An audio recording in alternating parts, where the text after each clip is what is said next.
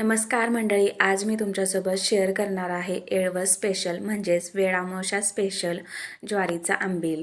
ह्याची रेसिपी बनवायला अगदी इझी आहे आणि वेळामावस्याला ह्या आंबीलचा खूप मान असतो, यासाठी ही आंबील हे जे आहे ना ते बनवलं जातं।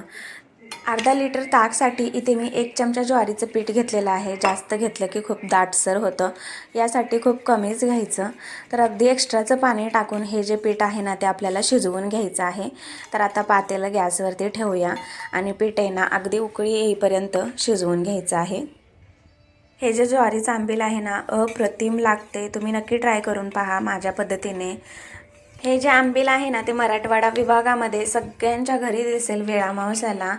तुम्ही बघू शकता इथे व्हिडिओमध्ये छान अशी उकळी आलेली आहे आणि ज्वारीचं पीठ जे आहे ना ते शिजलं गेलेलं आहे। गॅस बंद करूया आणि हे जे पीठ आहे ना ते गार करून घेऊया। तर एकीकडे आपल्याला जिरे आणि ओवा, 1 चमचा जिरे घेतलेला आहे आणि अर्धा चमचा ओवा घेतलेला आहे। तर हे उकळीमध्ये वाटून घ्यायचं आहे, छान अशी बारीक पावडर करून घ्यायची आहे। ह्याने खूप छान अशी चव येते आणि आंबीलची जी चव आहे ना ती दुप्पट होते। तर यासाठी हा जो मसाला आहे तो नक्कीच टाका आंबीलमध्ये। जिरे आणि ओवा छान असं बारीक वाटून घेतलेला आहे। तर आता काढून घेऊया आणि ह्याच उकळीमध्ये आपल्याला टाकायचं आहे लसूण आणि आले। यानंतर टाकायचं आहे लसूण आणि आलं। लसूण आणि आलं दोन्ही सुद्धा वाटून घ्यायचं आहे आपल्याला। मराठवाड्यातील शेतकरी बांधव हा सण जो आहे ना तो खूप उत्साहाने साजरा करतात। लसूण आणि आलं सुद्धा वाटून झालेलं आहे।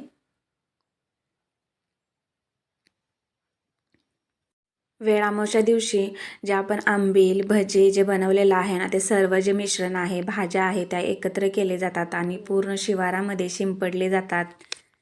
तसेच या दिवशी 5 पांडवांची पूजासुद्धा केली जाते। वेळामावस्याला अमावस्यासुद्धा म्हणले जाते। आता आंबीलमध्ये जे टाकणारं साहित्य आहे ना ते सर्व रेडी झालेलं आहे। तर आता ताकामध्ये टाकून घ्यायचं आहे, जे आपण गार करून ठेवलेलं आहे ना पीठ उकळवून घेतलेलं, शिजवून घेतलेलं, तर ते ॲड केलेलं आहे। लगेचच जिरा आणि ओवाची जी पावडर आहे ना ते सुद्धा ॲड करून घेतलेले आहे। सोबतच आले लसूणची पेस्टसुद्धा टाकून घेतलेली आहे। छान असं मिक्स करून घेऊया। आता टाकूया चवीनुसार मीठ आणि बारीक चिरून घेतलेली कोथिंबीर आणि झाली ना मंडळी ही आंबील तयार। कशी वाटली ही रेसिपी मला नक्की कमेंट्स करून सांगा।